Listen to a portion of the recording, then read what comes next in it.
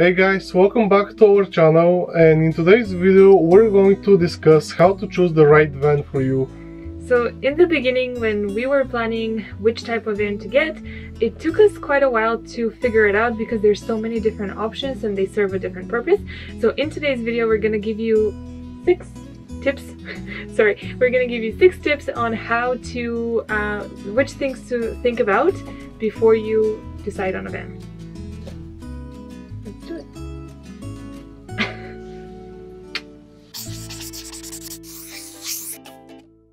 So the first thing to consider is your lifestyle, and why this is important is because this will identify whether or not you need a bigger or a smaller van. For example, do you plan to live in it full-time or part-time? Do you plan to just sleep in it for camping trips? Do you plan to be able to stand up in it? Do you plan to work in it? These are all things that you should consider before buying the right van for you. Also, one more thing, whether or not you need to have 2 or 3 seats in the front. If you have kids, maybe you need more seats for car seats, that kind of thing, also very important. Yes. So the second thing you need to consider is whether or not you plan on living the van life or using your van long term or short term. This is going to help you identify what kind of van you need in terms of whether it's a newer van or an older van. If you only use it once every other weekend during the summer, then you're probably okay with a cheaper older van because you wouldn't need to invest as much money. However, if you are like us and plan to live in a van full-time, or plan to travel through a continent or a couple of continents, that kind of thing, then you need to invest in something newer so that you have less maintenance cost and it's just overall going to last you longer. And the third thing to consider is, do you want to make money on it?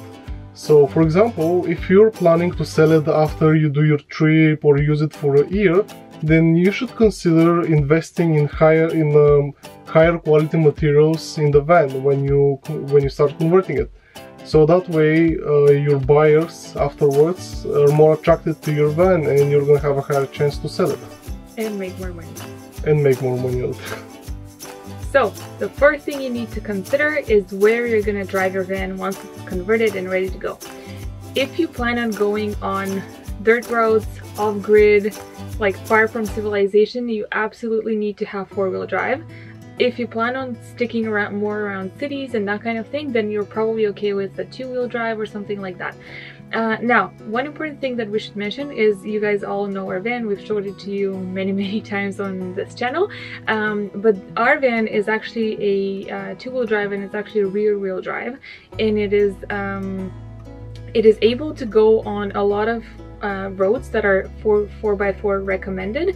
It's still able to do it, but that being said, because it is so long, there's a lot of places where we can't get through or we can't turn around and that kind of thing. So if you plan on going off-grid, dirt roads, that kind of thing, you definitely need something that's smaller, more compact, and 4x4 for sure.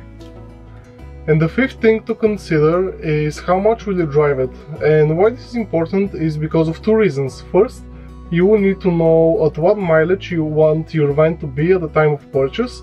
And second, what will be the gas consumption of the van. And as a comparison, I will say that we have the 2500 model van, and it has a lower Mercedes Sprinter van, and it has a lower carrying capacity inside of the cargo than the 3500 models. And this turns out, that our van has a smaller engine, which means it's more economical. Alright, and the 6th and final thing that you need to consider is the maintenance costs associated with the type of van you want. For example, if you live in North America, chances are that if you get a GMC truck or a Ford, maintenance is going to be much lower than if you get a Sprinter. And also, something else that you need to consider, especially if you plan on driving it into other countries than, for example, Canada and the States, if you plan on driving it to South America and that kind of thing, you need to consider whether or not parts and knowledgeable mechanics will be available to fix the type of van that you have. For example, when we were in Eastern BC, there were basically no Mercedes-Benz dealerships around until we reached Kelowna, and we had a check engine light and nobody could fix it because we had to wait to get to a spot that had a Mercedes-Benz dealership. So you need to make sure that you consider all of these things so that long term they're going to save you a lot of headaches down the road. So these were our things to consider when choosing the right van for you. And if you think of anything else at all, especially if you have experience with converting vans and living the van life and that kind of thing, make sure you drop them in the comments below. Let's help each other out. And yeah, that's about it. We hope you found it helpful.